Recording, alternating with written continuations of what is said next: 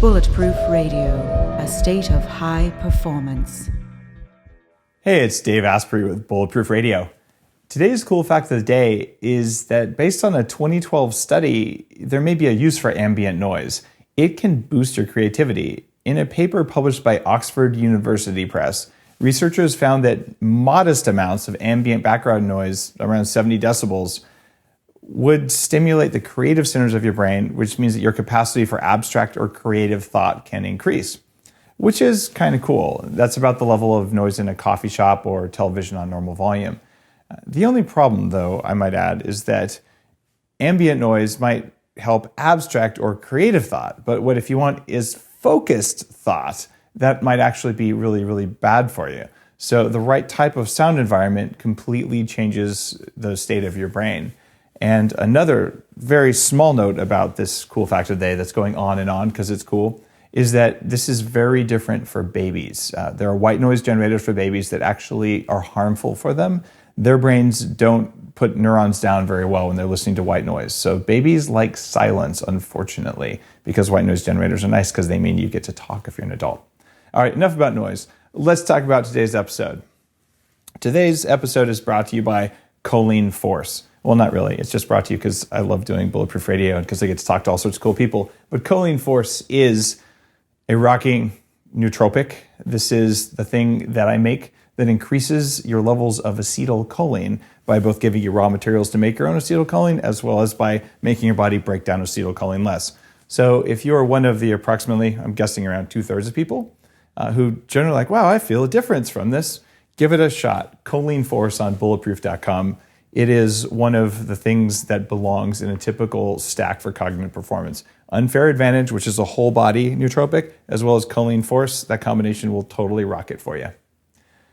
Today's guest has been on the show before, and he co-founded the popular coaching application called Coach.me, which was formerly known as Lyft. And the whole idea is that by focusing on positive reinforcement and having community support, you can get to your goals faster. So this is a hack for getting to your goals. And the reason that I like him, his name is Tony Stubblebine, by the way. Tony, welcome to the show. Hey, so good to be here. The reason I like Tony is that Tony's actually a geek. He was an engineering lead at O'Reilly Media. He's director of engineering at Odeo.com, and he eventually became CEO of CrowdVine.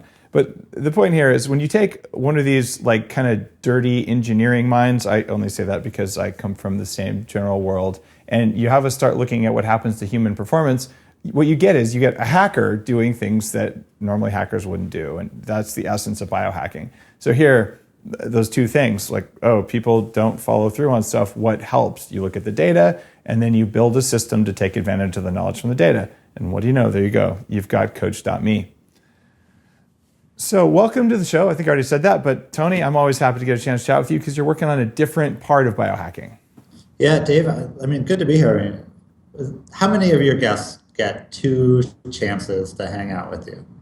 I just feel very lucky about that. Not very many. It happens on rare occasions, usually when they're doing something new and interesting, which is actually something that you're doing, which is kind of cool. And I'm guessing because the audience for Bulletproof Radio has grown so much, we're about to cross our 25 millionth download. Wow. And this week we were, again, number 1 on iTunes in our category. So I'm blown away. I'm grateful. And it's amazing because I would have had this conversation with you just to see what was going on anyway. Yeah, and now like, oh, 250,000 people hear it this week. That's cool. It's perfect. It's perfect. You know, I love your intro because the thing for me that is like, let's talk about that dirty hacker mind. Because last time I was here, all I was talking about was the behavior design. Now we're working on something I think a little bit bigger because we're not just trying to reinvent how you do behavior design. We're also trying to reinvent an industry. And I love that, like that dirty hacker mind walks into an industry and goes, what the hell are you guys doing? This is the worst possible way to do everything that you're doing. And I think this is the thing that you and I are actually both doing right now, because I know Bulletproof just put out, just started doing coaching certification. And so you and I are both in this moment looking at the coaching industry and just shaking our heads going, no. There has got to be a better way to do this. Does that sound right to you? It does, and there's also just a better set of content where I look at this as where can I do the maximum good, but also like you, in fact, because we're both engineers, this will make sense to you. When I first started out in tech, like in the early mid 90s, I was like, okay, my job is to automate everything that I do. I was a sysadmin, so I was running servers, which is now something that you do mostly with software. And I'm like, if I can just automate 99% of what I do, my boss will have no idea that I've automated that. And then I can sit there and do whatever I want, and I'm still doing a great job. In fact, I'm doing a better job. And that line of thinking, by the way, became cloud computing as we know it today. It's just the evolution of I don't want to touch it anymore because it's boring to do the same thing more than once. But when you take that and you're like, okay, I want to do that in the kitchen. I want to do that in my coaching practice. I want to do it everywhere. So you remove the repetitive and you automate the repetitive, and then you just do it more effectively and more efficiently. And you're like, wait a minute, it's a different mindset, but it's terribly disruptive because so many things are reliant on just old paradigms that came about from 200 years ago and things like that. So what I think people listening would want to hear right now, Tony, is why did you go into coaching? I mean, you've been a CEO, you've been a tech guy. So what made you decide this was the area that you're going to disrupt? It started with, first of all, I knew that I wanted to be working on human performance. Like, this is the thing I consider my life's work. A lot of people are very stressed when they start a startup because they don't know if it's going to work. And I have this calmness about me because I know no matter what happens with the company, tomorrow I'm going to be working on human performance. I'll find some way to do that. And so last time I was here, we were talking about Lyft, and Lyft in a lot of ways was incredibly successful at helping people form habits, but I wanted to go much further than that. And so as I was making that transition, I joked with a lot of people in my close orbit saying, look, Lyft is the kind of company that's going to put me on the stage at the American Dental Association annual meeting. I will keynote as the person who helped more people floss than any other person in the world. I think we help people floss more than 100 million times. Yeah, they actually call you Floss Master on the street, right? I'm Floss Master T. and I'm just interested in bigger things. Yeah. And so the way to get bigger, to do bigger things is to make that behavior change intervention even stronger. And so the thing that was stronger than our software was our power users who had, let's say, we had people with a 900-day streak in Inbox Zero who had all the potential in the world to be potential coaches. And so we started testing out coaches very early on who had subject matter expertise, and then we just expanded way beyond that. And so that was my initial interest in it, is I could just see that this was even better. And an example that comes up recently is we started putting out leadership coaching. And our goal there is that the person we're coaching either gets a promotion or a significant change in responsibility within the first month. And so you compare that to kudos from your dentist, and it's just they're just at different levels. And so I think that's why I'm really excited with coaching, and just what Coach Me is now is a place to find and hire coaches. We still have the initial, we're built on the initial Lyft community, but everything that we're putting our time into right now is how could I deliver a top-notch coach to you? So we should probably have a conversation there about how to hook some of the Bulletproof coaches up with this, because we've got about 300 people finishing the Bulletproof coaching program. I should say enrolled and in process. None of them are finished yet. It's a 9-month coach certification program, but after they get out, they're like, okay, where do we connect with clients? How do you do that? And what it comes down to is there's a bunch of people who want to be coaches. Right. There's a much smaller number of people who are qualified to be coaches. And then there's an even smaller number of people who are qualified to be coaches and want to be coaches, right? Yeah. And that's what we're focusing on finding and teaching. But even when they come out, they're like, okay, now if I'm qualified to be a coach and I wanted to be a coach and I'm trained, how do I get clients? And if they don't see that there can be clients, they won't become coaches, or they'll just hang up a shingle, but they won't become certified and they won't become trained. And knowing how to kick ass and knowing how to teach someone to kick ass are just different skills, right? We actually did something with Bulletproof about a year ago, 13, 14 months ago, for the release of your book. For the diet book, right? For the diet book, for the Bulletproof Diet. We recruited from your community, and we trained them to be Bulletproof coaches because we like that subject matter expertise. Like these are Bulletproof diet coaches, though, right? These are not the full-fledged ones. There's personal growth. Right, I know. Right. Okay, right. That's right. Let's be clear about that. A very narrowly focused just for the diet, and to help people understand, get through the issues, ask questions, like have someone who's been through the Bulletproof Diet before actually guiding you through your own experience. And so this came back around for me about a month ago because I put out a call for clients that I wanted to coach, because I often do a small amount of coaching myself in order to test our methods. Me too. Like if you want to stay focused, you should be coaching like one or two people just because it's important. Like right. It's such an important part of experimentation for me. And so I got a client who had originally joined through that Bulletproof coaching that we were doing, Bulletproof diet coaching. She lost 75 pounds. that happens pretty frequently when people need to lose it. And then now she's in your she's going through the Bulletproof coaching certification right now, and is signed up in our system to be a coach. So like that whole, what you're talking about, that whole cycle of bringing these coaches and helping them find customers. Yeah, we're on that 100%. The thing that I like that you said right there in that too was the idea that not everyone is qualified to be a coach. And I think that's what, when I walked into the coaching industry, the thing that made me shake my head is, wait a second, nobody here has enough clients. Shouldn't some of you have too many clients and a lot of you have no clients? It's like kind of evenly distributed regardless of merit. And when we started bringing coaching online, we get a digital trail of every coaching interaction. So I know exactly which coach is good and which is not. And so you've probably done a lot of A/B testing, and a lot of times when you're looking in the data, you're trying to find things that are like 3% or 5% better. When I first started measuring the effectiveness of coaches, there was a group of coaches that had client retentions that were 3 times longer than the average coach. So that's not a tiny signal. This is huge signal in quality, because that's how wide the coaching quality variance is. And so that's what I love. That's one of the things when I say like we want to reinvent coaching, is that bringing technology to it lets you bring quality control for the first time ever. And it's insane to me that this never existed before. But now it can exist, and now we can actually find the top coaches and then make sure all the clients are only going to those top coaches.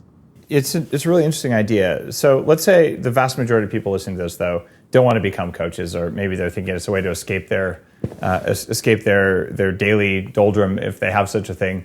And if that's the case, then check out the Bulletproof Coaching Program, check out Coach.me, and look at getting a certification. And actually, my strongest piece of advice there would be learn how to coach, because a lot of people just don't know the skills involved. And there's a process and there's a skill set just like anything else. You don't take a job as an executive chef. You first learn how to cook, you learn how to run a kitchen, and then you become an executive chef. And I've worked with guys like Jeff Spencer, who was the team physician for 9 years for the Tour de France teams. And he's coached me and things like that. Okay, he knows how to coach. Like it's legit, and you can feel a difference in your results from that kind of thing. So assume that most people who are listening, though, they're not in that category, but they're in the why would I want to coach, and what would I get from it that I don't get from, say, getting a book about how to train. And while we're at it, let's talk about life coach, executive coach, and exercise coach, because they're 3 different things. So kind of walk me through all that. Like, why does this matter for someone listening right now? I mean, first of all, let's say it's not that you want to coach; it's that you want better training or education, and it's what is the best format for that. And almost always you would prefer a subject matter expert giving you individualized instruction for your goal over a book. Like if you're a winner, you probably agree with that 100%. If you're a slacker, maybe that like a coach might be the worst possible educational solution because there's nowhere to hide. They will find a way to motivate you, to teach you, to train you to get to your goals. I know when I was in high school, like the last thing I wanted was individual attention. I was a total slacker. I wanted to sit in the back of the classroom and have no one even know I was there. But once I actually knew what my goals were, what my mission in life is, I want every advantage possible. And whenever I meet elite performers, that's how they think. They think, how can I do this better, faster? Probably a topic we might have touched on last time I was here, this idea of deliberate practice, right? Which is the way that you get better has two components, and we're overly focused on one of those components. Yes, you do have to work hard, right? Like, of course, you practice, right? But the deliberate aspect of it, of how smart are you about the time you spend practicing, that's really the differentiator once you're going for the bigger goals, because everyone works hard. So I'm a big sports guy. I'm a big basketball fan. And right now we have the most unlikely basketball superstar who's Stephen Curry, who's like undersized, not that athletic. He won the MVP award last year. And then this year came back and he's scoring 5 points per game more. Like normally an MVP does not take the leap after winning the MVP. And when you hear his backstory, it's all about how he trains, not how much he trains, but how he trains in the off season. And that's basically true for everything. And so our goal is that if you have something that you're trying to learn and practice, so diet was a great example because it's both, you kind of have to learn what to eat, when to eat it, how, what's going to taste good, what's really allowed, where is there flex, and then you have to hold yourself to it because knowing about a diet actually does no good if you don't actually practice it. So that was a good example. Probably more than 2/3 though of what people are using Coach.me for is professional coaching. That we just put out a leadership coaching is for I think what you would call executive coaching. The thing, again, that I thought was backwards when I looked at executive coaching is that it exists to fix people who are already executives. I mean, I was a terrible CEO for years before I got my first executive coach.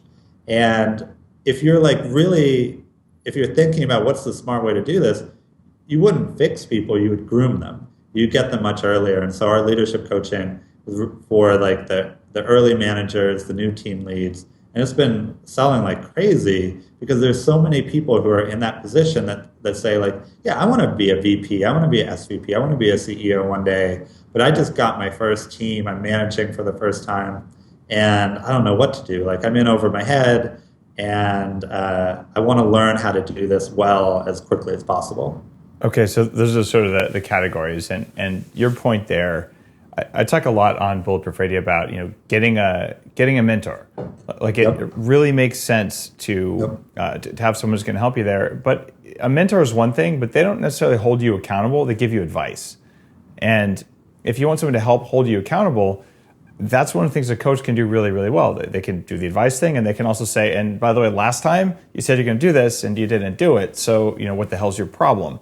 And maybe they'll have some more positive language around that or whatever. But the bottom line is very few people are that self-accountable. We all want to be self-accountable, but having an external measure of that helps to keep us doing what we want to do versus what we said we were going to do. And there's that thing. And for me, that's why I'm a fan of getting coaches for the people who work for me, as well as having coaching myself, because it's actually part of how good leaders operate.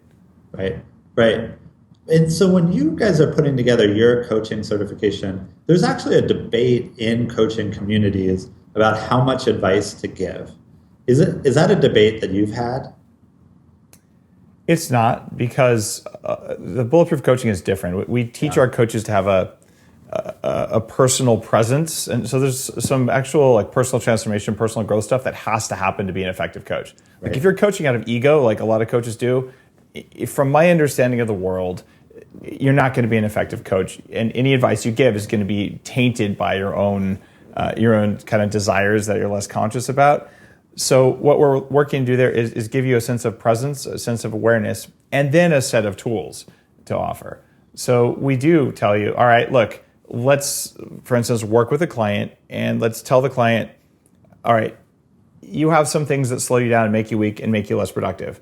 Let's use a framework to help you decide what they are so you can do fewer things that make you weak. Like, shocking, it works nutritionally, it works organizationally, it works when you go to sleep. So it's like just, you pick those things off, and then let's help you add in more things that are going to increase your strength. So there is an advice component that I think is always going to be there in the style of coaching we do. But a lot of prepping someone to be a coach is putting in the infrastructure they need to be able to offer this kind of advice and this kind of ongoing measurement and feedback.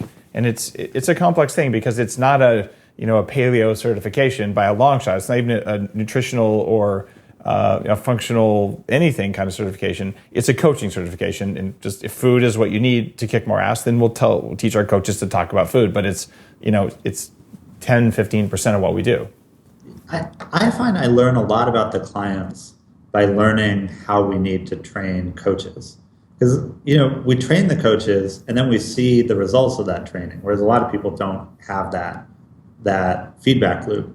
And so one of the mistakes we made early on was that because we recruited coaches to coach things that they had personal expertise in, we saw a lot of coaches just really jump into sharing their expertise. They just really want to share, which is 100% about their own ego.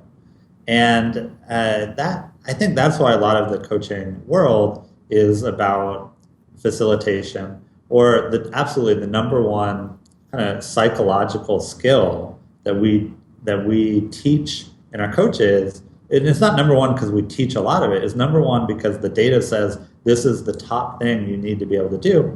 It's just the ability to listen.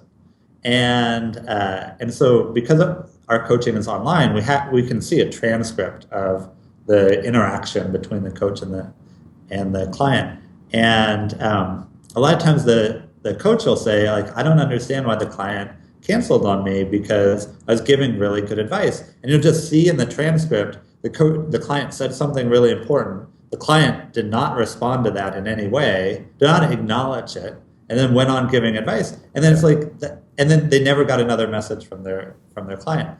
And this was the thing that differentiated good coaches from bad coaches. And this is why when you say, the Bulletproof certification is partly about personal transformation, is that you need your coach to be very grounded. Yeah. In order to be able to work with you, because it's about you and not about them. And actually every coach I've ever worked with has had a little bit of them will peek through, but there's you really have to be conscientious about that. Are there other things you've learned as you put coaching together? That's definitely been kind of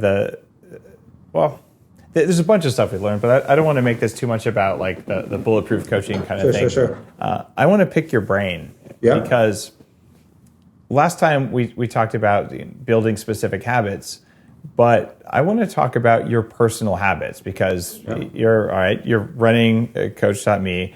You have your own coach. You've been a CEO and all this stuff. And we talked about meditation when we were on the show, but I keep hearing about it over and over. Like almost half the people, when I ask, what are the 3 most important things you can do to kick more ass? They're like, meditate. It's gone from 10 years ago, only a fruitcake is going to do it. You're completely a Looney Tunes, like crazy person. If you meditate, and now it's okay, now of course you meditate, you're a high performer. So I love that it's changed. Right. But I want to know, what do you specifically do in your meditation practice?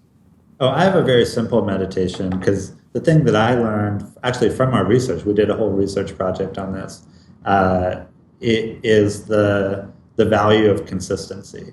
And so as it's explained to me, well, anyways, let me just say my practice, which is I try to meditate every day, and so far this year I actually have meditated every single day.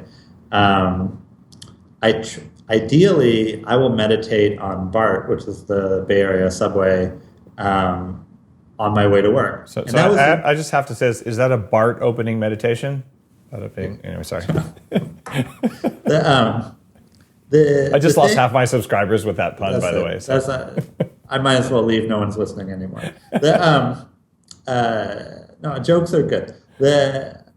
So a lot of people, a lot of beginner meditators, they ask a lot of questions about what is the right way? What is the right way for me to sit? Am I allowed to do this? Am I allowed to do that? Which is like, there's many ways to meditate is what it turns out. I call that prison meditation. Prison meditation. It's exactly this way. Right. Right. If you want to be a prisoner to someone else's rules, then yes, you do have to be seated a certain way. But the thing that I learned is that I can sit on BART, I can wrap my arms through the straps of my backpack so like no one secretly runs off with it while my eyes are closed. And the vast majority of people on BART will think that I'm asleep. And I sit there and I do a meditation, and I love that time because it is guaranteed. Like no one is competing for my time on that BART ride. And so that guarantees me a 3 to 5 minute meditation. And then I'm very lucky in my office space. There's 3 days a week, there's a guided meditation run by a meditation teacher out here, Will Kabat-Zinn, who's actually really well known in the Bay Area, but also or globally, but also his father is even more well known. John Kabat-Zinn wrote the definitive works of American mindfulness, brought a lot of that culture over here. So he's a great meditation instructor. And when I have time, I'll sit with him. And the thing, though, that makes it a performance practice for me, makes it a key performance practice, is that I don't use meditation to be calm, which is what I think a lot of people come to it. It's like, I'm going to meditate and all these crazy thoughts in my head will go away. I use it for focus. And so when we describe meditation to people for performance, we say, first of all, this is push-ups for your mind. This is the one exercise that we can all do to make our mind stronger.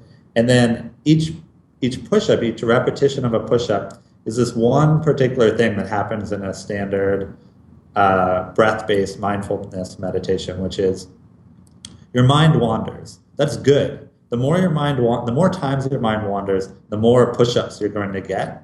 And so each time your mind wanders, you become aware, well, what is it that I'm thinking about? Like, I'm always thinking about lunch, an email, or a conversation. Like, always. One of those three things, I'm rehearsing a conversation that's later in the day, and I think, oh, that's interesting. And I become aware of it, and I acknowledge it. And Will actually gave me a sentence that I use, which helps me move it into the foreground of my conscious thought, which is when I acknowledge my thoughts, I say to myself, I am aware that. I'm aware that I'm thinking about lunch. I'm aware that I'm rehearsing a conversation with an investor later today. And then having become aware of it, you bring your thought back to your breath, to the point of focus. And that happens over and over and over again. And that practice translates into the rest of your life. And that it's not what happens in the meditation that's the performance practice. It's the skill that you build that then you apply later on. And so let's say there's actually a window behind where I am right now where like all sorts of people I know have the potential to like walk by and make goofy faces, right? And if that happens, I could become distracted, lose my train of thought, or I could just take a breath and say, oh, I'm aware that so-and-so walked by, but I'm here to talk to Dave. And then I just get right back into that focus. So that's essentially how I would describe my meditation practice. Okay. You talk about meditation and this new research, and you've got a very simple practice, but you're also focusing on that early leadership thing we talked about coaching people before they're executives. What do you recommend someone who's maybe a first-time manager might want to do for their meditation?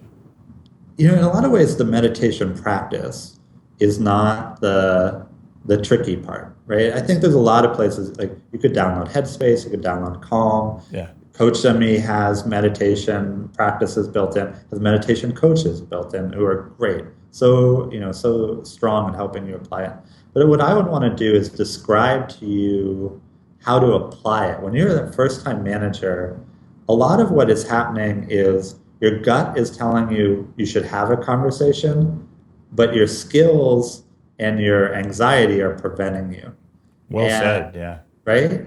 And so it's like maybe your senior manager is asking you if you can complete something and you just say, sure.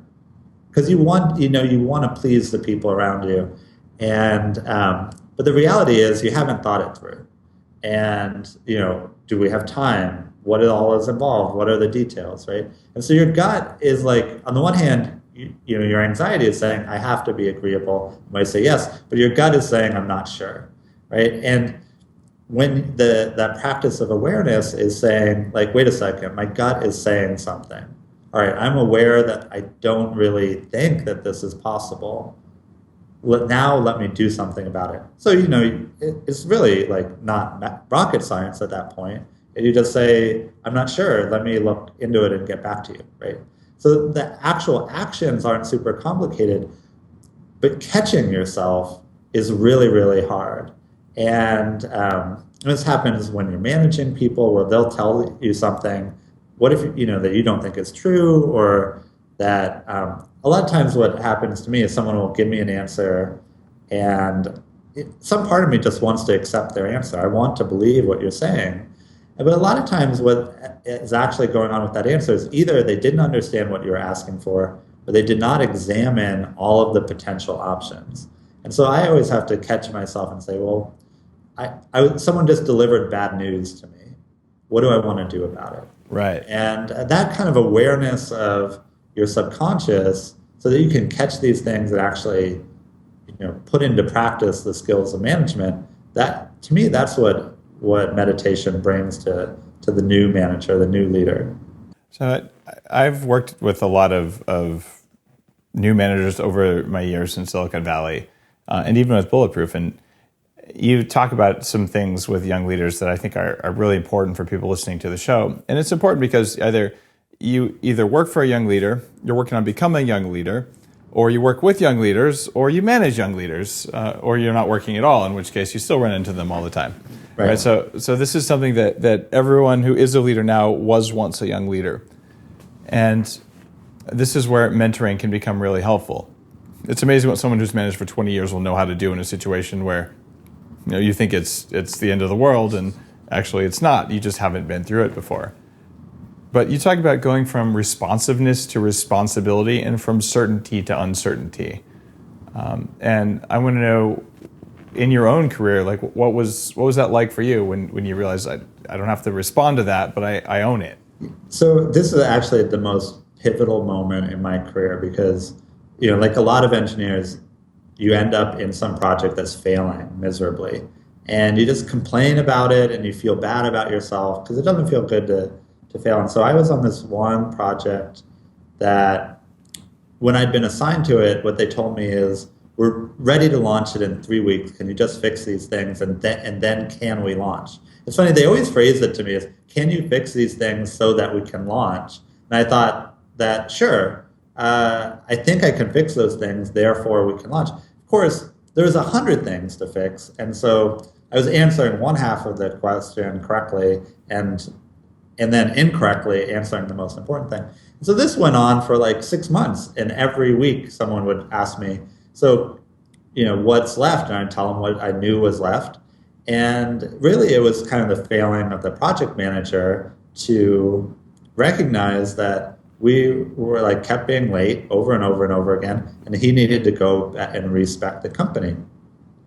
And I think what most people would do is put their hands up and say, well, this is not my responsibility.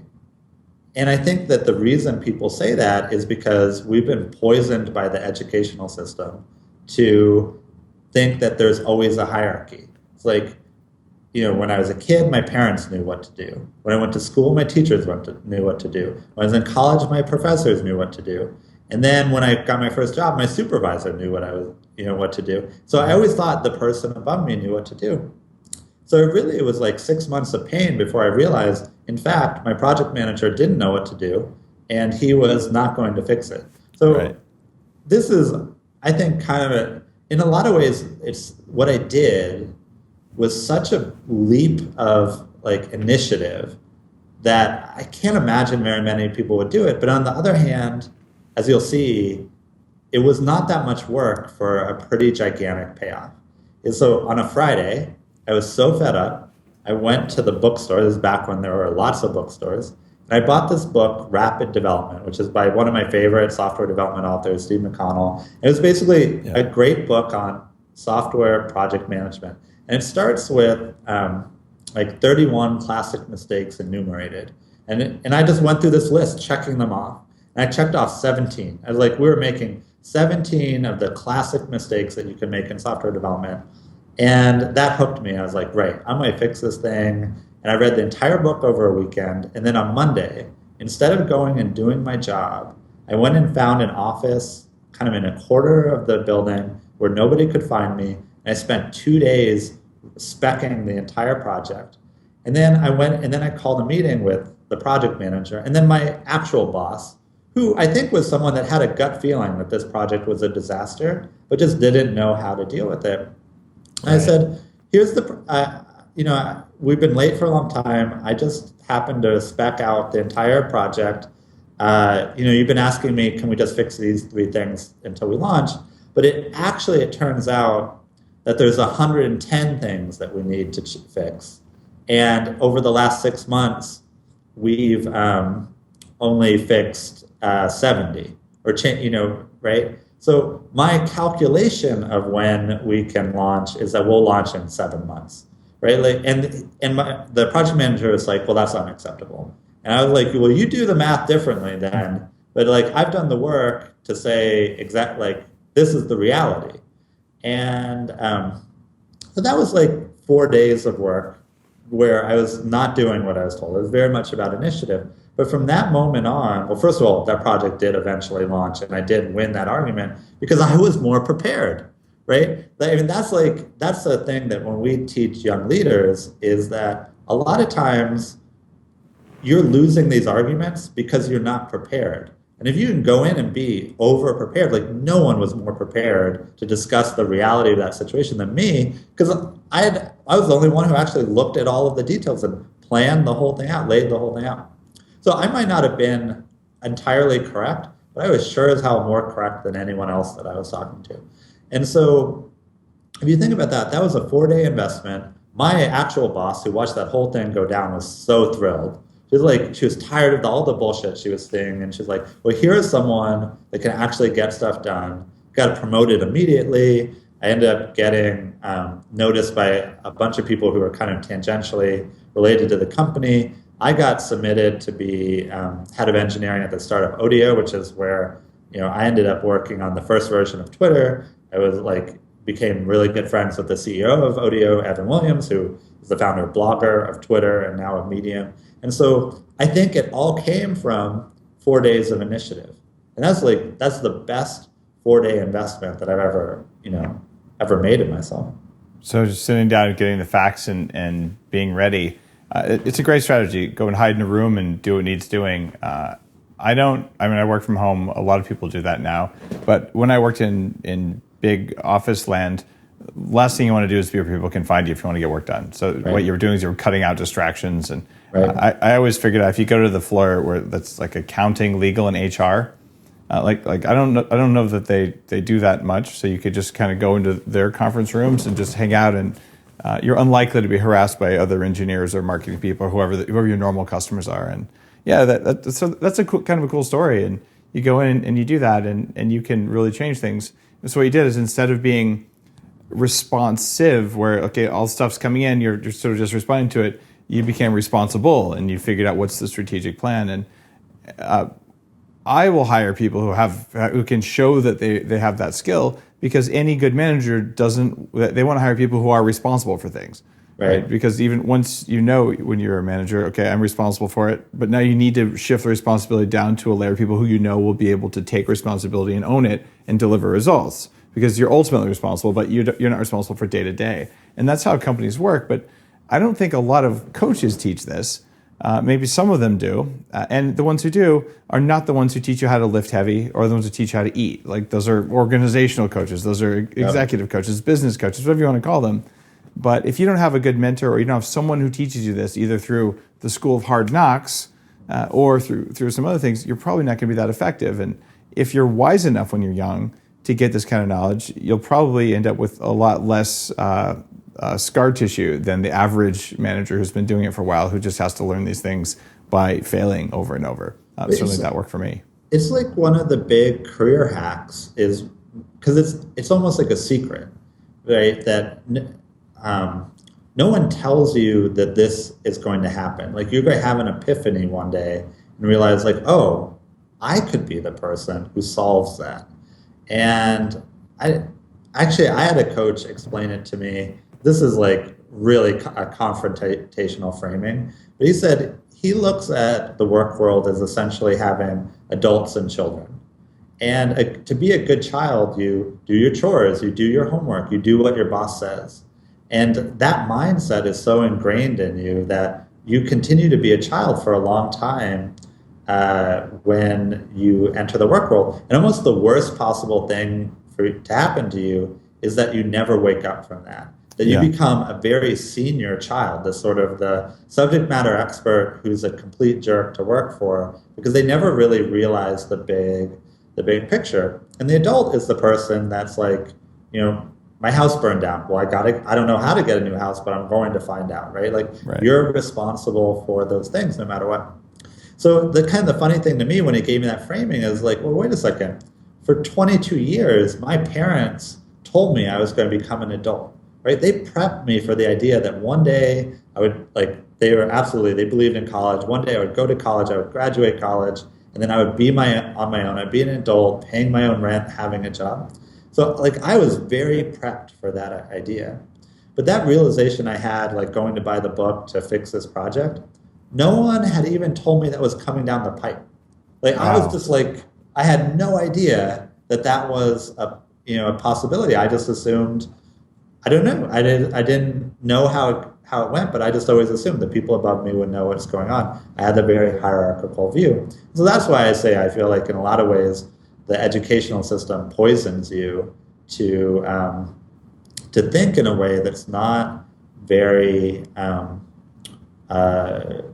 just not very big. I mean, you're very much a robot. You're trained to be a robot, and how do you break out of that?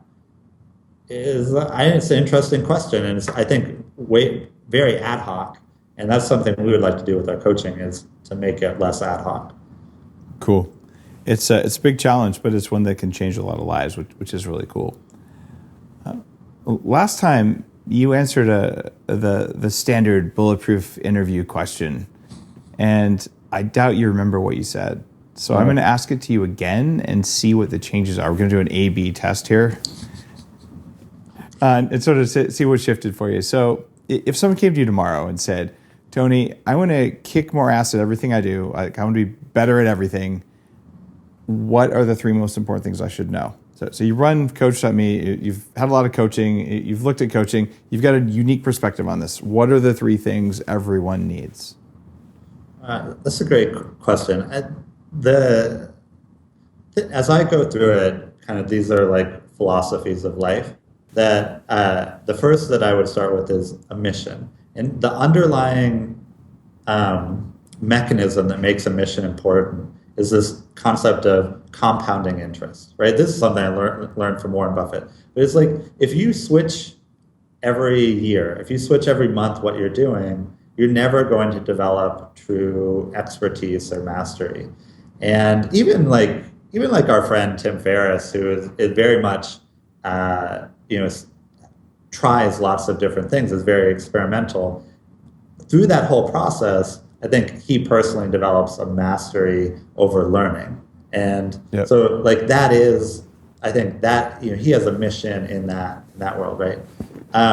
that's what I would start with that. And it took me a long time before I even understood that or knew what my mission was. I mean, I thought, well, I wanted to be a great programmer, and then I realized that programming wasn't fulfilling unless people used it. So I thought, well, impact has to be a real part of that. And then I started a business that had some impact, but it wasn't in a subject area that really mattered to me. And so really Coach Me was the first time that I had my passion for technology matched my desire to make an impact, matched with what is just intellectually fascinating to me, the pursuit of human performance.